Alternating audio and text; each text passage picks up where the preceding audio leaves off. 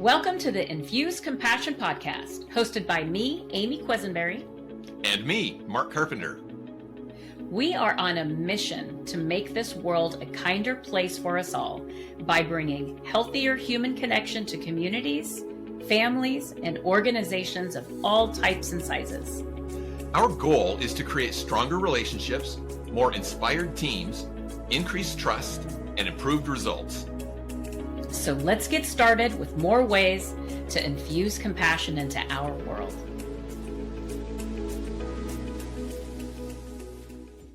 Welcome, Compassionators, to this edition of the Infuse Compassion podcast.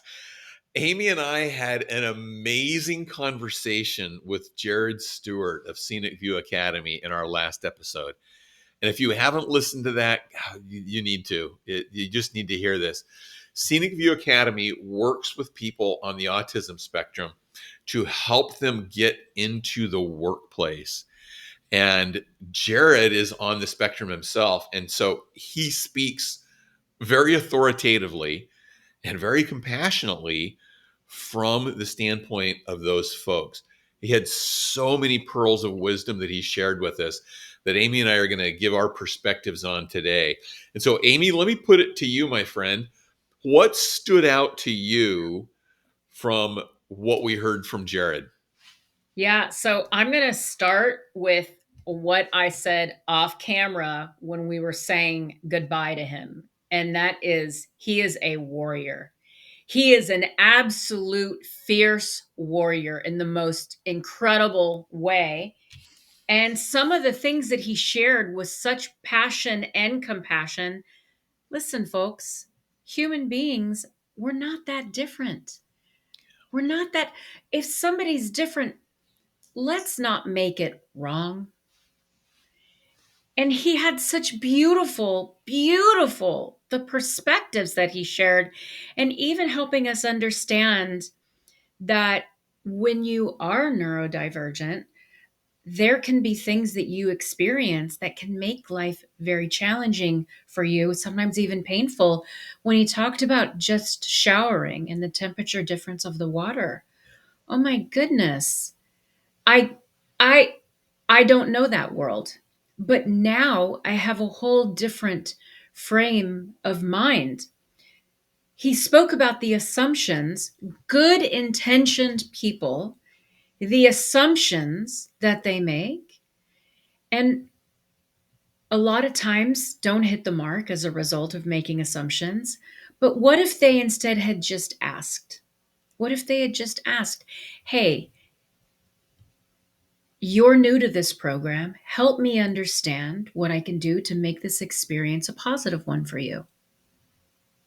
Yeah. How easy is that?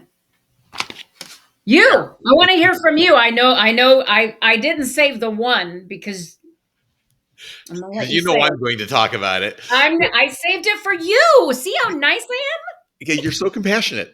The other point that I wanted to make, though, you talked about Jared being a warrior. The word that came to my mind was champion. He is such a champion for the neurodivergent community because he lives it. Yeah. This is his life as well. And so he completely understands it, but he has such a great balance of compassion and accountability in that too, that he's not saying, I'm going to be so compassionate to you that I'm not going to hold you to any high standards. No, I'm going to hold you to high standards, but we're going to do it in a way that works for you, which leads to the point that I love that he made, which was, we're all climbing our own mountains. You're climbing your mountain. And this ties back to what you were saying too, Amy, is to ask people what's going to be helpful for them. Because they're not climbing your mountain. They're climbing their own mountain, and they're on a different path that's on there. And so let's find out what will help you along your mountain. And the point he was making around that also was giving some compassion to yourself in that, and not having to be normal. Your normal is normal for you, and just recognize that and acknowledge that. And again, value the differences and be okay with that being different. And I love the climb your own mountain. And I think that this is really important. I actually thought of a two different conversations that I had on the same night with two different people. One was a dear friend of mine that has two kids in the high school range. And one of them, maybe there's some decisions that are different than the mom would be making. Very common, right? That happens all the time. But the mom stopped judging and stopped getting upset. Listen, the son isn't breaking any laws, not doing anything wrong, but maybe not making the same decisions that a parent might wish for their child. And instead, when the son would say, "Hey, I'm doing this." "Okay, how is that working for you?" Not snarky, just, "Okay, let me know how it goes." "Okay." And it has been so much healthier for the relationship. Now I'm going to flip that and talk about our server that night, because we were out to dinner when we were talking. Our server that night, I stayed and had a conversation with him and the bartender afterward. I wanted to learn a little bit more about the restaurant and them. So I was talking with them, and he's telling me about how his mom gave him such beautiful freedom by not judging him. And she would have this saying, "You want to break your leg? Break your leg. It's not my leg." Now, he is a Sicilian gentleman, just moved here like two years ago. So his Sicilian mom is like, "You want to break," and he's doing it in this fantastic Sicilian accent, right? "You want to break your leg? Break your leg." But I was like, "Oh," he goes, "So now I come here to this country. I don't know a thing, but I have confidence that I would have never had if my mother wouldn't have given me the freedom to make mistakes. Not bad mistakes, not bad mistakes, but just regular living life mistakes, and then still be there when maybe things didn't go so well." So I love this of climbing your own mountain and supporting people in your life and how they're climbing their mountain as well. Yeah, and being okay that we're not on the same mountain. Or Mm, maybe if we're on the same mountain, we're on different paths on that mountain. That's okay. yeah. That's all right. I had an experience years ago where it was a youth class in church, and there was a young man in there who was on the autism spectrum, and he had a tendency to ramble a little bit when he talked, when he gave answers. And one of the other kids in the group was fairly new to the area and didn't know him, and at one point said, "Dude, what is wrong with you?" In the way that he was answering questions. Mm, It's like, there's nothing wrong with him. And so I pulled him aside at the end and I said, are you familiar with autism? And he goes, "No." And so I kind of explained it to him a little bit. And I said, there's nothing wrong with him. It's just he's thinking a little bit differently. And it's interesting because it just changed that other young man's perspective, that it's like, okay, this is okay. mhm. He doesn't have to be like me. Yeah. We're on different paths, and let's just be okay with that, and recognize that everybody's going to provide value from the path that they're on, from the mountain that they're climbing. Well, and this was really powerful when he started to talk about the way that somebody that is neurodivergent can be experiencing life when they have people around them controlling every decision. And I don't care who you are, but how it happens to people who are neurodivergent, that there's this assumption that you can't make decisions for yourself, so I'm going to make all of these decisions for you. And it's like, okay, he kept on going back to compassion. I've never heard somebody go back to compassion as many times as he did, of just really talking about these beautiful illustrations of, hey, folks, we can do better by going a little bit further on the compassionate realm. How would you feel if this was happening to you? What makes you any different? Nothing, really. We're all the same at the end. And we've said it already, but Different doesn't mean wrong. It doesn't mean we're broken. He said that. It doesn't mean we're broken. It just means we're different. And how fantastic it is. Exceptional is the word he used. Right? I believe exceptional was in there. How exceptional are we? Because we are a little bit different. Oh, yeah. Yeah. Yeah, and to that point, we're all different in different ways. Mm-hmm. And that was another point that he made, that people who are on the neurodivergent spectrum, they're not going to deal with things all in the same way. Mm-hmm. And that's the importance of asking and just treating everybody like they are individuals, to say what works and what's helpful for you. He used the example of getting on an airplane and somebody saying, okay, well, we know that you're on the autism spectrum, so here's some things that can help you. And he's like, oh, great, that doesn't help me.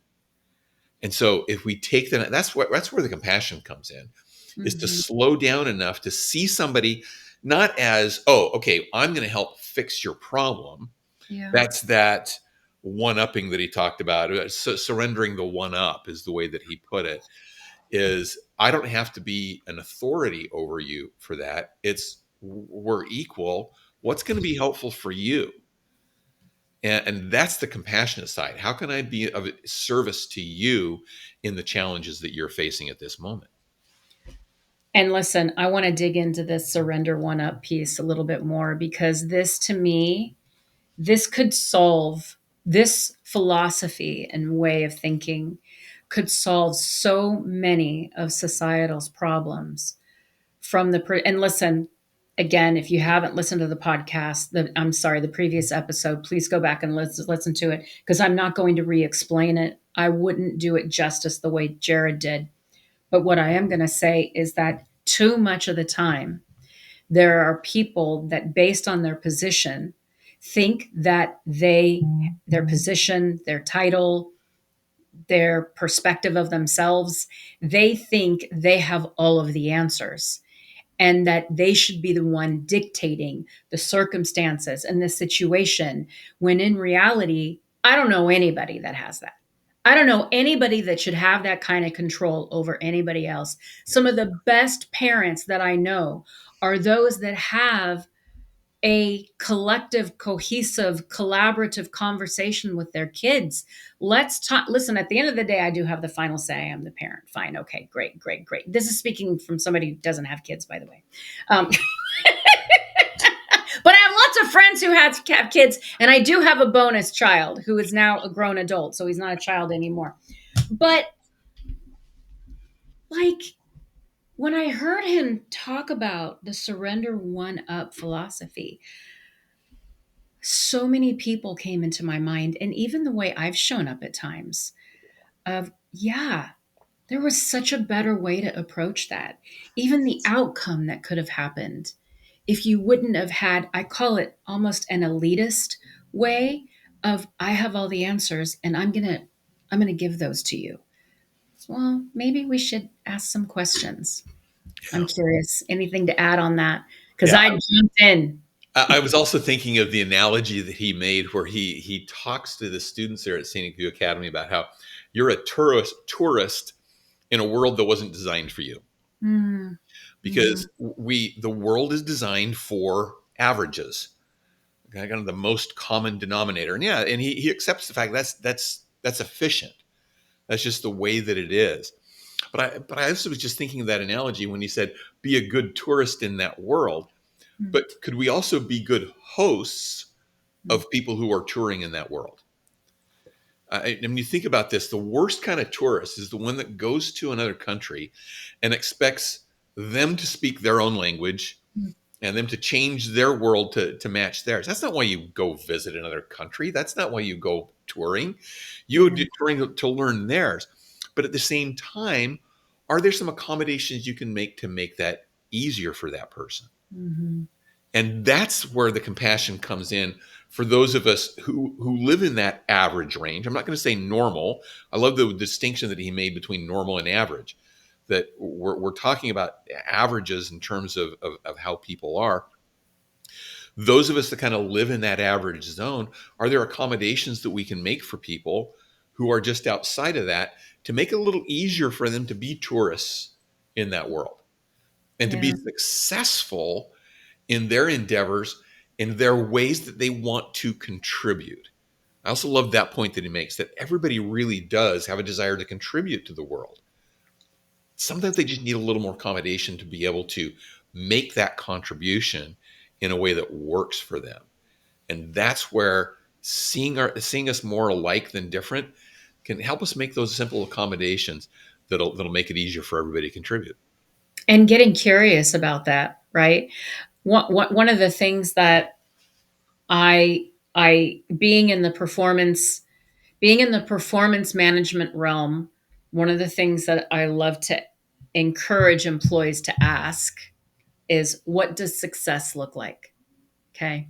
If you get really clear on what success looks like, then you can be able to say to your manager, this is what I need in support. You understand what the expectations are, right? But you have to ask the question. So when I hear you talk about that, I think about the curiosity. Yeah. We all have to come in with that. I want to go back to the normal piece because I loved his spin on that. Normal is a statistical term that is average, which the essence, the vibe that I got when he was talking was, it's not that great. It's like, it's kind of cool to be on the outs on like the not average. Yeah. He was saying that, and it reminded me of one of my pet peeves. And this is going to seem to be a departure, but it really does. Stay with me. It'll make sense. When the weather comes on the news, and they talked about, oh, our temperature was 5 degrees above normal for today. Mm. I was like, no, no, no, it wasn't. It was 5 degrees above average for this day. Mm. There's not Yeah. a normal, because you look at that and go, oh, great, it's hot. No, it's not necessarily. It's just 5 degrees above what the average of the temperature is on that day. That's a more accurate statement. And normal indicates, okay, well, if it's not normal, it's bad. Or Mm. maybe it's not normal and it's exceptional because it's not normal. But we're just talking about averages there. Yeah. And so when you talk about averages, it takes away some of that judgment on what's right, what's wrong, what's normal, what's not normal. Yeah. I love that. I love that. Um, I wanna also talk about, um, he made this statement: compassion cannot take agency away from someone. We have to be able to live our lives the way we want to live our lives. And so when we talk about showing up as more compassionate,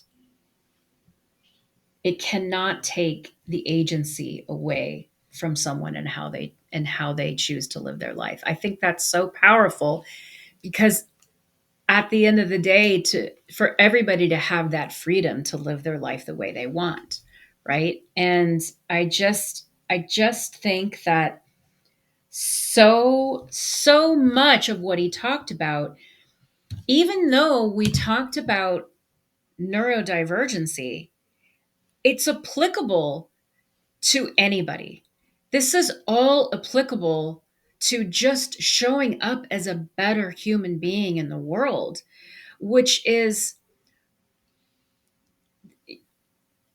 I'm just going to say it. We were talking about it prior. There's so much division right now, right? There's a lot of polarizing topics in the world right now. There's a lot of division in the world. And if we can all just be a little bit more, hey, this is my mountain and my mountain is the best, right? But hey, you've got a great mountain over there and I have a great mountain over here. You know, we don't have to steal from or take from or vilify anybody else's mountain. We can have our own and really celebrate that about each other. And I just wish that there was more of that, of what we heard Jared talk about. I think it's applicable throughout the world. Absolutely. And you brought it up earlier, that idea of asking other people Mm. what's important to them, asking them why they have a different opinion than you, instead of saying, oh, you have a different opinion from me, then you must be wrong. That Mm. creates division. But to say, I'm curious as to why your opinion is different than mine. I'm Yeah. okay with it being different. It's all right to have different opinions. It's all right to have different perspectives. I'm curious as to where that came from. That's going to lead to greater understanding. It doesn't mean that you have to agree with them, Hmm. but it'll build greater understanding if you just understand why, if you understand where there's coming from. Understand the phrase you used was, what does success look like for you? Mm. But because what success looks like for you may be different than what success looks like for me. Right. So let's talk about that and let people climb their own mountain. Well, and Mark, you and I, a lot of times, have different perspectives.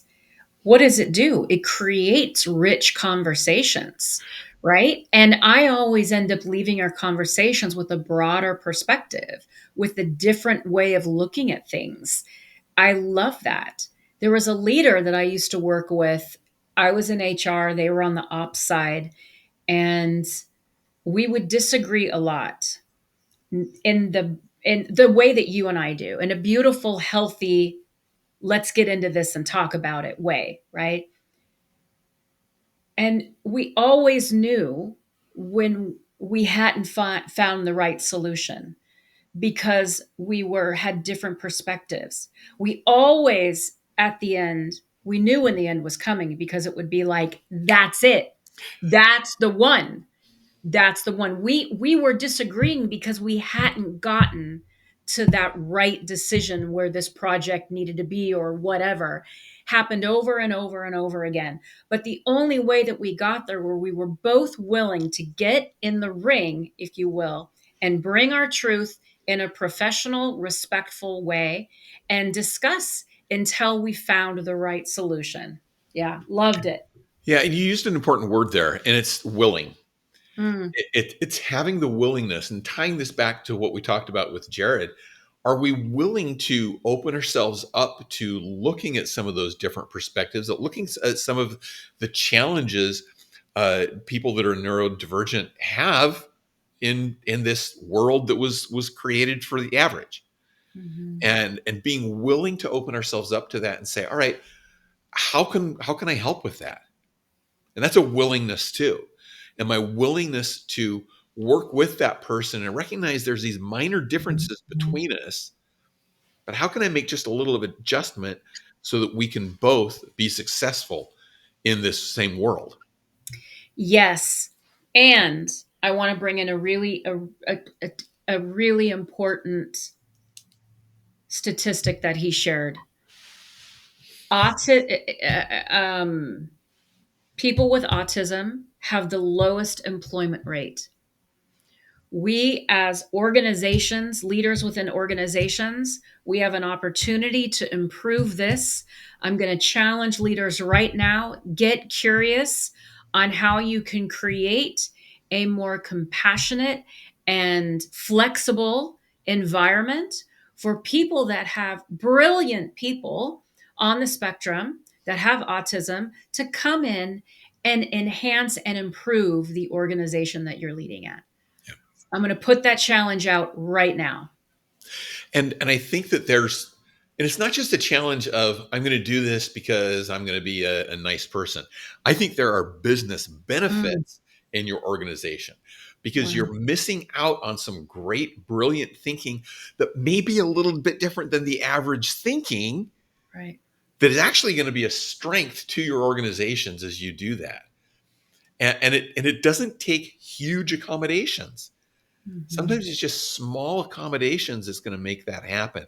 And again, those of you that are willing to step up to this challenge, look up Scenic View Academy.